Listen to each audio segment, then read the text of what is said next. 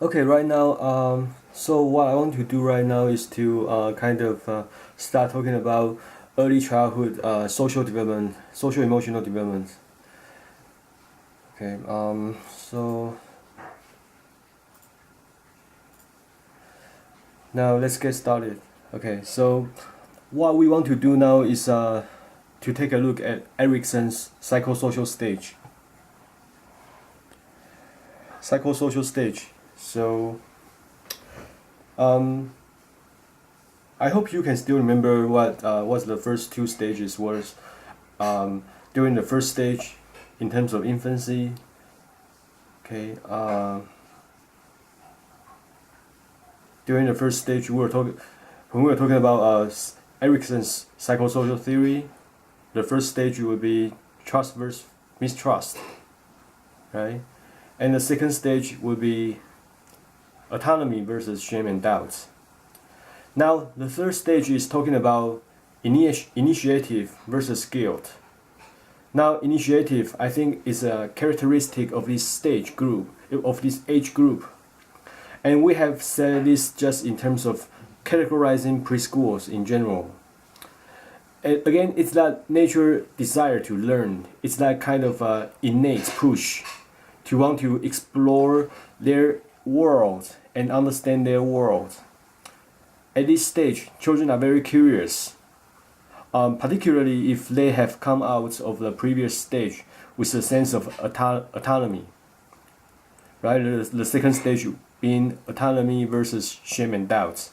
If during the second stage they have acquired autonomy, they will become very curious and they will want to explore their world and understand their world. You know, and they are gonna be more inclined to continue this push for initiative.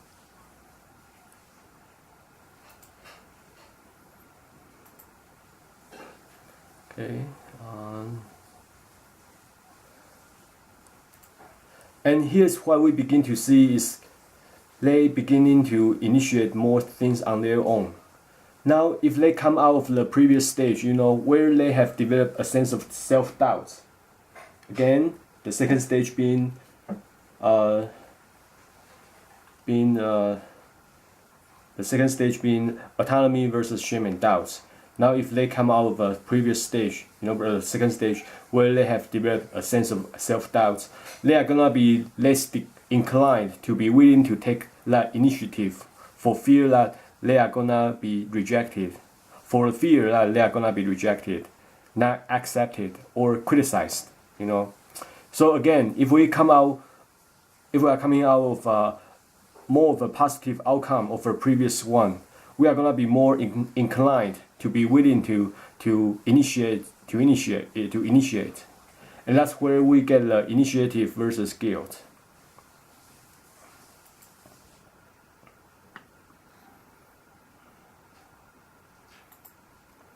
And now, characteristics of this stage. Number one, the stage is marked by an increasing desire for independence.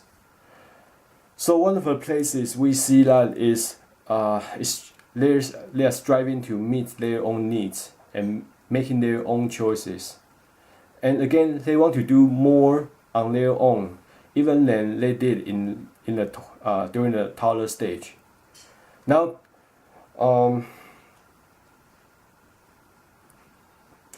for example, they are gonna want to dress themselves for sure. They want to pour their own milk, so they want to pour their own cereal.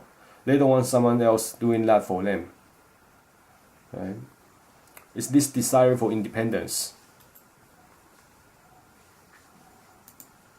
So another characteristic is now they are more capable of formulating a plan of action and carrying it through. A very good example would be preschoolers playing with blocks. So most of the time when you get a group of kids together playing with blocks, they are very intentional about what they are going to build. They are very intentional about what they are building. Either it will be a city or a community or a castle, or a roadways. And then they will get out the cars and the trucks and then they will play cars and trucks with the blocks, if the roadway is what they are building. I mean, there is a purpose to everything that they are doing. It's not just randomly running cars on the floor like it might have been when they were younger. Now, when they are playing, you can often find an objective within those actions.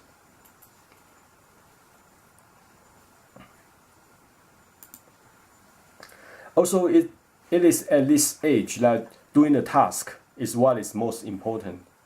So their enjoyment of activities is the activity itself, not as much as the quality of the outcome of the task.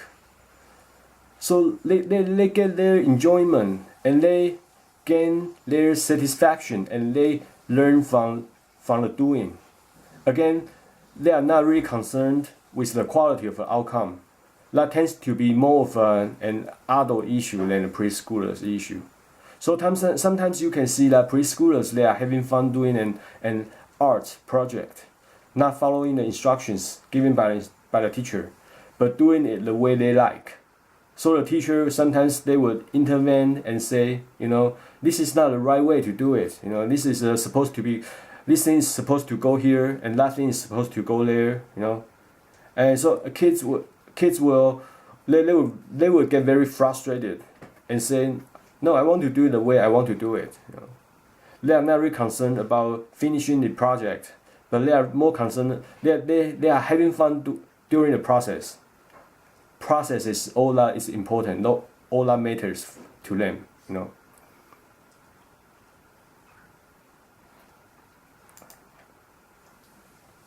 Okay.